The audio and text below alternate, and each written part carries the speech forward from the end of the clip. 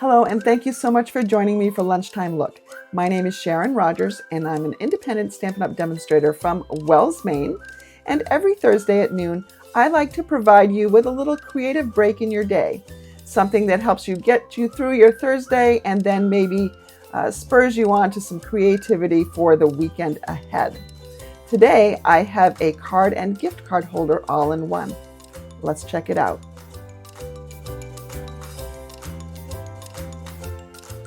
We're going to begin with a piece of Granny Apple Green cardstock, and we'll score it on the short side at 4 1/4. And we'll turn it and score it on the long side at 5 1/2. Now, holding it in a portrait style orientation, we're going to remove this last quadrant, this bottom right quadrant, and then we're also going to remove half of the left one. You can do this with some long edged scissors, or you can do it with your paper trimmer. If you do it with your paper trimmer, you can remove this one pretty easily, so I would just put it back in my trimmer at 4 1/4 here, and I would cut up to the 5 1/2 mark, and then I would rotate it. Oh wait, I forgot. I've got my paper trimmer that's got the scoring blade that doesn't, the cutting blade that doesn't seem to really want to cut all the way through. I have to go a couple times. I think it's too short. And then I'm going to rotate it and put it at the 5 1/2 mark, which is where we scored it. And I'm going to cut down to the 4 1/4 mark. And that should remove this piece. Now you want to cut from the center point to the bottom left corner point. When you do that, you're going to see that this goes off the end. You can still make it work. And I'm going to make it work. So I'm just going to make sure that my point is in the ditch here and also down here. And then I will score right from that point, which you're going to feel your paper cutter not want to do it. But you can still do it.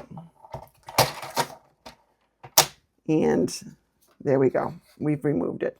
But again, you can use some scissors as well if you want to do it that way. All right, so save these pieces. We're going to be using those. I'm going to go ahead and fold this now. So you can fold that over. That's your card front. This part right here gets folded up. And I want to make sure that my edges align over there. And then I can give it a crisp fold. So we're making a little pocket. You can put a gift card in there, a tea bag, whatever you want to put in there that's pretty small. And now we just need to decorate the front and the inside here. To close this up, you will just use adhesive along this edge.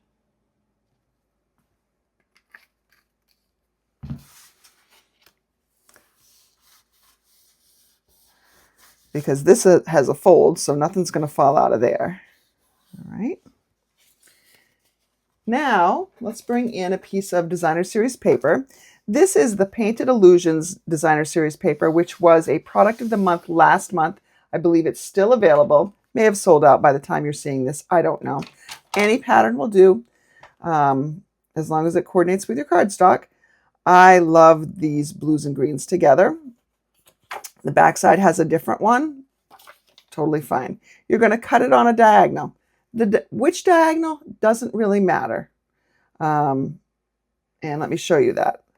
So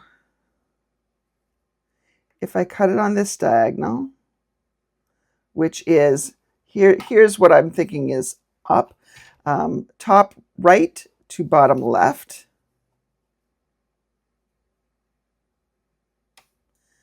So if this is my top right,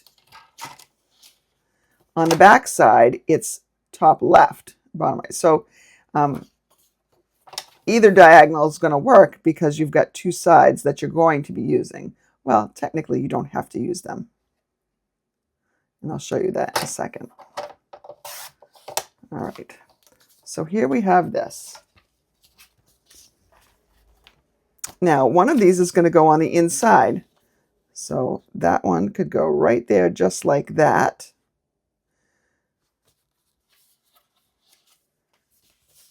This one can go right up here just like that. Now, if you had wanted to use the same pattern on both sides, you would have to have cut it so that you were looking at the bottom. You would have had to cut it like this. To me, this is upside down. I mean, it's really not, because it's not really a design that has a direction, but to me, it looks upside down. So if you have a patterned paper that is directional, you want to make sure that you are cutting at least one of the diagonals so that the pattern looks right side up. And then this one is always going to be this way. Like, I can't force this pattern over here at all. So if you want your patterns to match, that means you're going to have, so if I want my patterns to match,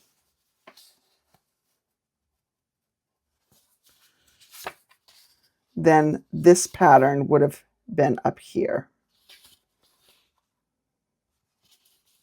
Okay, so the front one you can move around. The inside one goes a certain way. So whatever pattern you want on the inside, you need to make sure that you've got it the way you want it to go. All right, let's go ahead and adhere this on the inside.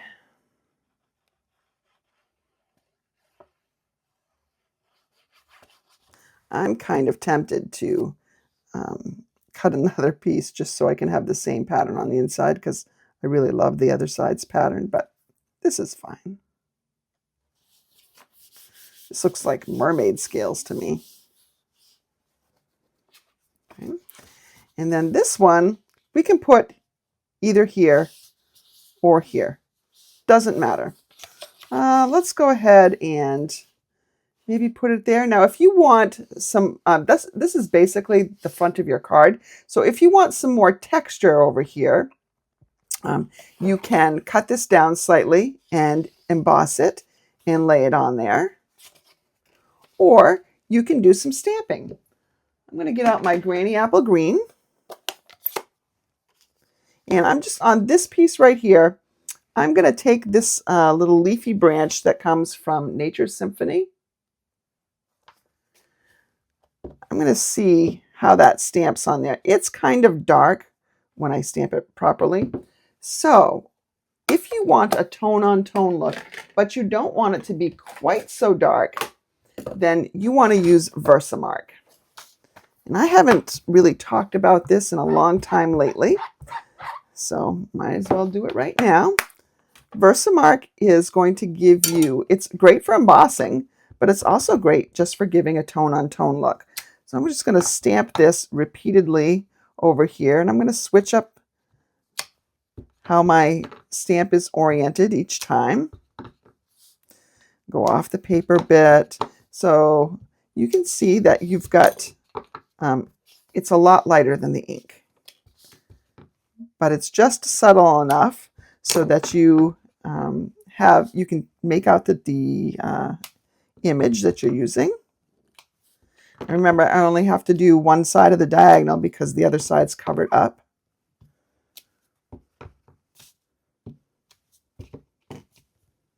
All right. So we're going to cover this up.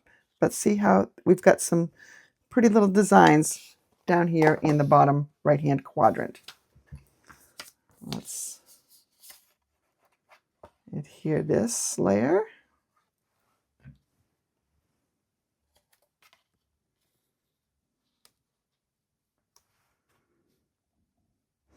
just coming in about 1/8 of an inch.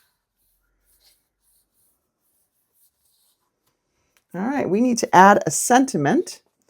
So let's get out a punch. I have my heartfelt hexagon punch. Let me punch a hexagon out of there. And also from the Nature's Symphony,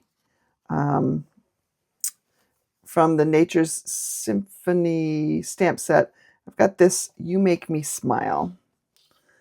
That's a pretty nice sentiment, so let's use that. You know what? This is I inked it last night in Pretty Peacock, so I can go ahead and do that because Pretty Peacock is right there.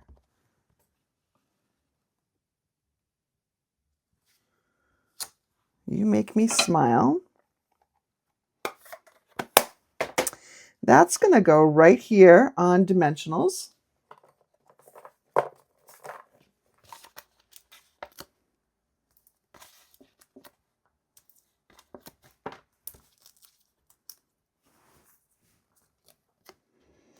Right here. And let's go ahead and die cut. So in the Nature's Symphony dies, there's this little sprig right here. And I'm going to take it and die cut that from this scrap of Granny Apple Green. All right, here I am. I have this little sprig right here. And we're just going to put that right there. So I just need a little bit of glue. Could have used adhesive sheet on the back of this to put glue everywhere, but I can just use a little bit of glue here. And not on these top pieces because they do not stick to anything. There we go. We have, let's see, can you turn that just a little bit? Yeah, there we go. Yeah, I want it on a little bit more. There we go. And then some embellishments. I think I'll bring in these flower accents. This went with the kintsugi, that Japanese-inspired bundle, or suite, I should say. Let's just take a few of these and sprinkle them around. There's only one size here.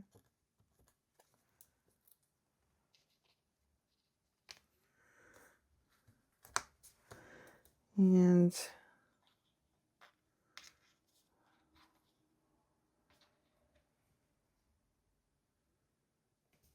there we go. Got our little triangle going on.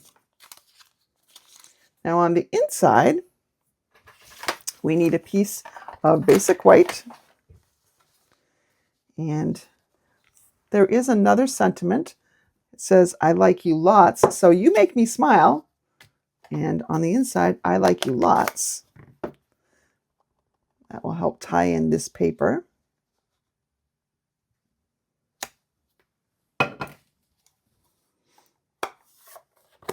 And you can stamp this flower in here again if you, or leaf branch in here if you want it again.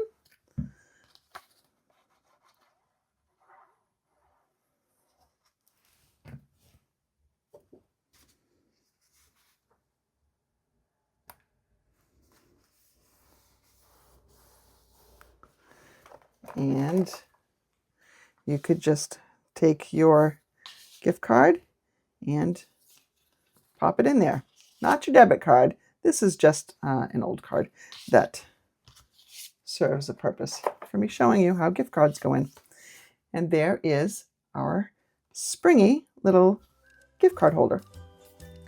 Now, for something that is not just a regular card, it's a fun fold and it's a gift card holder, I think you'll agree that this was pretty easy to make, pretty quick, and it turned out cute. I would love to see your version.